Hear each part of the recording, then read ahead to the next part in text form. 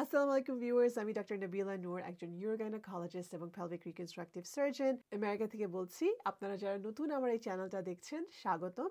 আশা করি আপনাদের ভালো লাগবে এবং যদি ভালো লেগে থাকে তাহলে অবশ্যই লাইক করবেন, কমেন্টে জানাবেন এবং আমার চ্যানেলটা সাবস্ক্রাইব করবেন এবং আশেপাশে মানুষদের সাথেও শেয়ার করবেন। সো আজকের আমার এই ভিডিওটা একটু অন্যরকম হবে, কারণ এই ভিডিওতে আমি একটা টপিক নিয়ে কথা না বলে আপনাদের কয়েকটা প্রশ্নের উত্তর দেব। আপনারা অনেকেই আমাকে যে প্রশ্নগুলো করেছেন আমি এগুলোর একটা লিস্ট বানিয়েছি এবং ওই লিস্ট থেকে আমি কয়েকটা প্রশ্নের উত্তর আজকে দেব। সো আশা করি যারা এই প্রশ্নগুলো লিখেছেন তারা আপনাদের উত্তরটা পাবেন এবং আপনাদের সাথে সাথেও আশেপাশেও যারা আমাকে ফলো করে তারাও এই উত্তরগুলো দেখে হোপফুলি অনেক কিছু শিখতে পারবেন, জানতে পারবেন। তাহলে চলুন শুরু করি। প্রথম প্রশ্ন, নর্মাল ডেলিভারির আগে যদি জরায়ুর মুখ না খুলে তাহলে কি করলে খুলবে?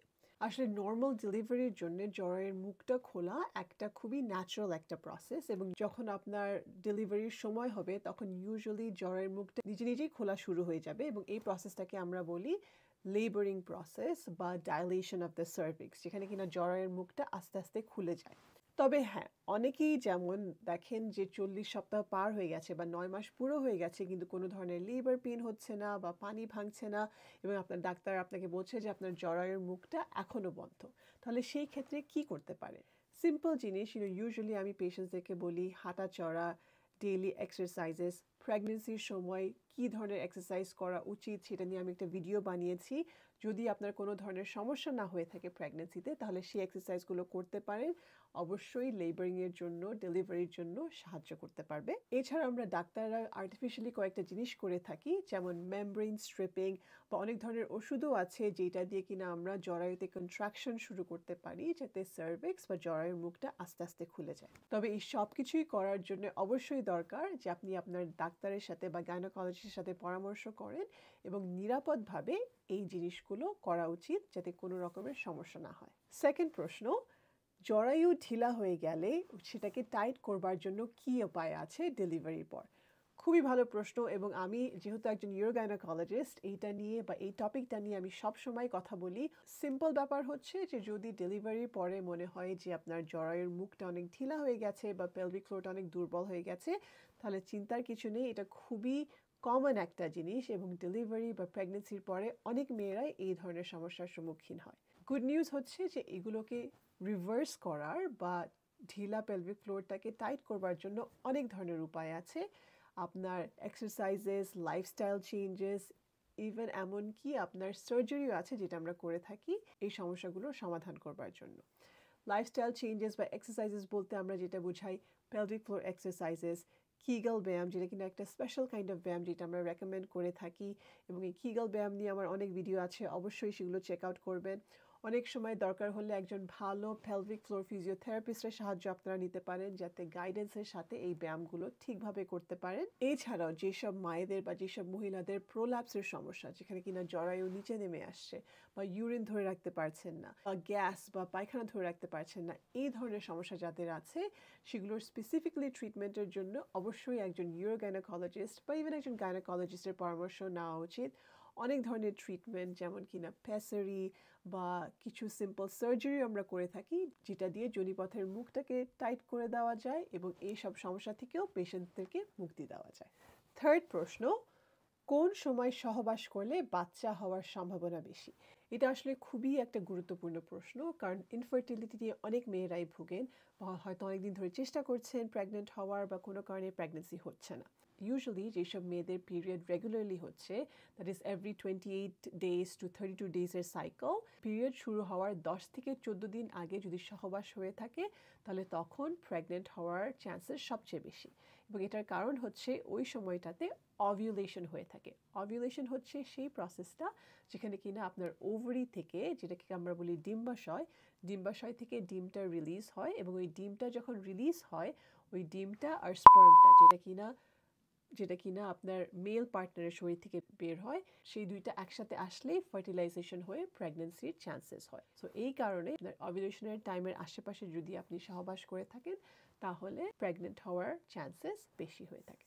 4 নম্বর প্রশ্ন, কি অভ্যাস করলে মহিলাদের পেলভিক হেলথ ভালো থাকবে এবং পেলভিক হেলথের রোগ কম হবে বা এড়ানো যাবে? In general I think healthy lifestyle সব মেয়েদেরই দরকার।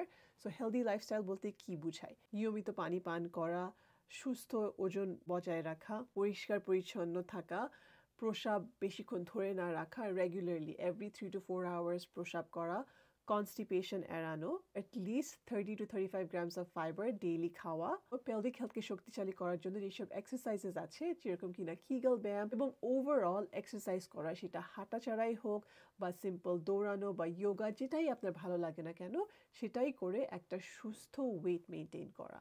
খুব এক্সপেন্সিভ জিমে যেতে হবে না বা এক্সপেন্সিভ কোনো মেশিন লাগবে না, জাস্ট রেগুলার সিম্পল এক্সারসাইজেস যেটা আপনি বাসায় বসে বসে করতে পারেন, খাওয়া মেনটেন করে, চিনি কম খাবেন। যেসব মেয়েদের পিরিয়ড অনিয়মিত হচ্ছে, প্লিজ মেক শিওর যে আপনার কোনো রকমের হরমোনাল ইমব্যালেন্স হচ্ছে না। সো অবশ্যই একজন ভালো গাইনোকোলজিস্ট বা একজন এন্ডোক্রিনোলজিস্ট যিনি কিনা হরমোন স্পেশালিস্ট তার সাথে পরামর্শ করে আপনার হরমোন টেস্ট করাবেন, থাইরয়েড চেক করবে যাতে কোনো ধরনের হরমোনাল সমস্যা না হয়ে থাকে।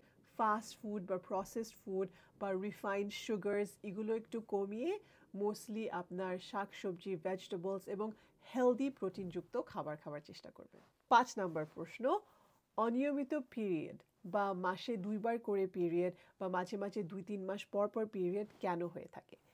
এটাকে আসলে আমরা বলে থাকি অ্যাবনর্মাল ইউটেরাইন ব্লিডিং। সো সব মেয়েদেরই যাদের এখনও মেনোপজ হয়নি, every month, so every 28 to 32 days আমাদের পিরিয়ড বা মাসিক বা ব্লিডিং হয়ে থাকে।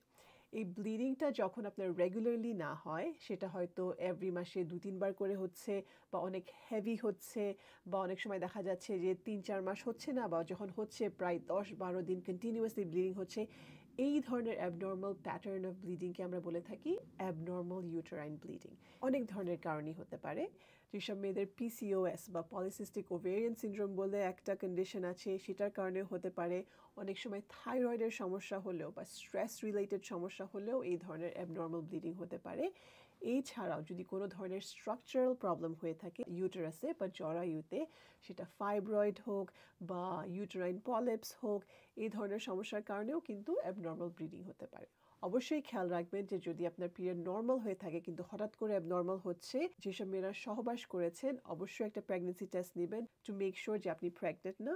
কারণ আর্লি প্রেগনেন্সির সময় কিন্তু আমরা অনেক সময় অ্যাবনর্মাল ব্লিডিং দেখতে পারি, ওটা মিসক্যারেজের জন্যই হোক বা আর্লি প্রেগনেন্সির জন্যই হোক। তাই অবশ্যই অবশ্যই অবশ্যই প্রেগনেন্সি টেস্ট নিতে ভুলবেন না। এছাড়াও যেসব মেয়েরা অনেকদিন ধরে অ্যাবনর্মাল ব্লিডিং নিয়ে ভুগছেন, অবশ্যই একজন ভালো গাইনোকোলজিস্ট বা একজন ভালো এন্ডোক্রিনোলজিস্টের সাথে পরামর্শ করবেন, যাতে একটা আল্ট্রাসাউন্ড করে ওনারা দেখতে পারে আপনার জরায়ুতে কোনো সমস্যা আছে কিনা এবং অ্যাপ্রোপ্রিয়েট হরমোনাল টেস্ট করে দেখতে পারে কোনো ধরনের হরমোনাল সমস্যার কারণে আপনার এই অ্যাবনর্মাল ব্লিডিং হচ্ছে কিনা। 6 নম্বর প্রশ্ন, দীর্ঘ সময় প্রস্রাব ধরে রাখা উচিত নয় কেন?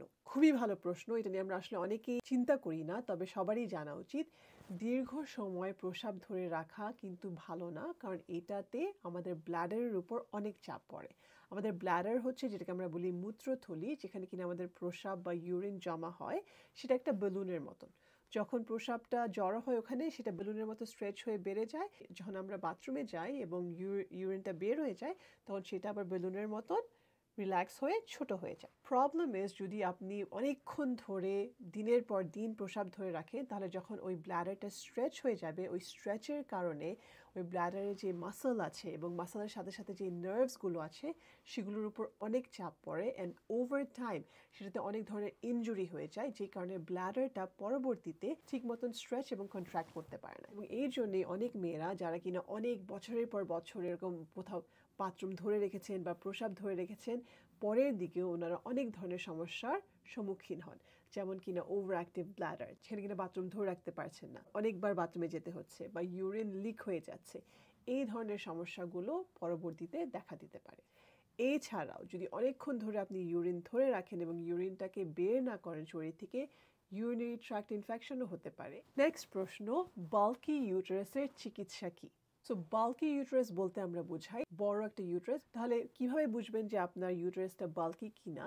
ইউজুয়ালি আল্ট্রাসাউন্ডের সাহায্যে আমরা জানতে পারি যে আপনার জরায়ুর সাইজটা কি, এবং যদি কোনো কারণে বাল্কি হয়ে থাকে, ইউজুয়ালি মেয়েরা কী ধরনের সিমটমস দেখবেন যে একটা কেমন প্রেশারের ভাব হচ্ছে, মনে হচ্ছে একটা ভারী ভারী লাগছে তলপেটে।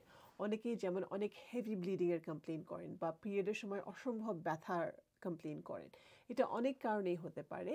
ইউজুয়ালি অ্যাডিনোমায়োসিস বলে একটা জিনিস আছে, বা ফাইব্রয়েডস যেটা কিনা একটা টিউমার হয় জরায়ুতে, সেটার কারণেও হতে পারে। এছাড়াও ইউটেরাসের ইনফেকশনের কারণেও কিন্তু ইউটেরাস বাল্কি হয়ে যেতে পারে, এবং যেটা নিয়ে আমরা সবসময় ভয় পাই সেটা হচ্ছে ইউটেরাইন ক্যান্সার। সেই জিনিসটাও কিন্তু বাল্কি ইউটেরাসের একটা কারণ হতে পারে। এবং এই জিনিসগুলো হলে বা বাল্কি ইউটেরাস হলে আপনি কি করবেন? প্রথমত অবশ্যই একজন ভালো এক্সপিরিয়েন্স গাইনোকোলজিস্টের পরামর্শ নেবেন, এবং কি কারণে বাল্কি ইউটেরাসটা হয়েছে সেটার উপরে নির্ভর করবে ট্রিটমেন্টটা কি হবে। আপনার বাল্কি ইউটেরাসের মেইন সিমটম হয়ে থাকে অ্যাবনর্মাল ব্লিডিং, সেটা কি কারণে হচ্ছে? হরমোনাল কারণে হচ্ছে, বা ওইটা কি হরমোনাল ট্রিটমেন্টস দিয়ে ঠিক করা যাবে কি না, সেটা নিয়ে আপনি ডিসকাশন করতে পারেন গাইনোকোলজিস্টের সাথে। তবে যদি ফাইব্রয়েডসের জন্য বাল্কি ইউটেরাস হয়ে থাকে, বা অ্যাডিনোমায়োসিস হয়ে থাকে, বা কোনো ধরনের ইউটেরাসে ক্যান্সারের কনসার্ন হয়ে থাকে, তাহলে অবশ্যই সার্জারি কনসিডার করতে পারে আপনার ডাক্তার। প্রতিটা ক্ষেত্র আলাদা, তাই খুবই ইম্পর্টেন্ট একজন ভালো গাইনোকোলজিস্ট বা ইউরোগাইনোকোলজিস্ট বা একজন ক্যান্সার গাইনোকোলজিস্টের পরামর্শ নিয়ে নেক্সট স্টেপটা ঠিক করা। এবং আজকের ফাইনাল প্রশ্ন হচ্ছে, পিরিয়ডের আগের সপ্তাহে সহবাস করলে রক্ত দেখা যায়, কিন্তু পিরিয়ড ঠিক মতন হয়, এটা কি কোনো সমস্যা কি না? এটা আসলে অনেক ধরনের কারণই হতে পারে। এটা ওভুলেশন ব্লিডিং হতে পারে, হরমোনাল সেন্সিটিভিটির জন্য হতে পারে, এছাড়াও আপনার ভ্যাজিনাল ইরিটেশন বা সার্ভিক্সে কোনো রকম ইরিটেশনের কারণেও ব্লিডিংটা দেখা দিতে পারে। মাঝে মাঝে এটা হলে এটা খুবই নর্মাল একটা ব্যাপার, কিন্তু যদি বারে বারে বা রুটিনলি দেখা দেয়, তাহলে অবশ্যই চেক করবেন যে কোনো ধরনের ইনফেকশন যাতে না থাকে, আপনার সার্ভিক্সে প্যাপসমিয়ার ঠিকঠাক মতো করা আছে কিনা সেটাও চেক করবেন, এবং যদি দরকার হয় তাহলে একটা আল্ট্রাসাউন্ডের সাহায্যে আপনার জরায়ুতে কোনো ধরনের সমস্যা আছে কিনা সেটাও দেখে নেওয়াটা জরুরি হতে পারে। আশা করি এই প্রশ্নগুলোর উত্তর দিয়ে আপনারা অনেক কিছু শিখতে পারলেন। এই প্রশ্নগুলো নিয়ে যদি আপনারা চান আমি আরো ডিটেলসে ভিডিও করি, তাহলে অবশ্যই আমাকে কমেন্টসে জানাবেন, এবং কোন প্রশ্নটা নিয়ে আগে ভিডিও করব সেটাও জানাবেন, তাহলে আমার একটু সুবিধা হবে। তাহলে আবার দেখা হবে আগামী সপ্তাহে একটা নতুন টপিক নিয়ে। ততদিন পর্যন্ত ভালো থাকবেন, সুস্থ থাকবেন, এবং নিজের পেলভিক হেলথের প্রতি যত্নশীল হবেন।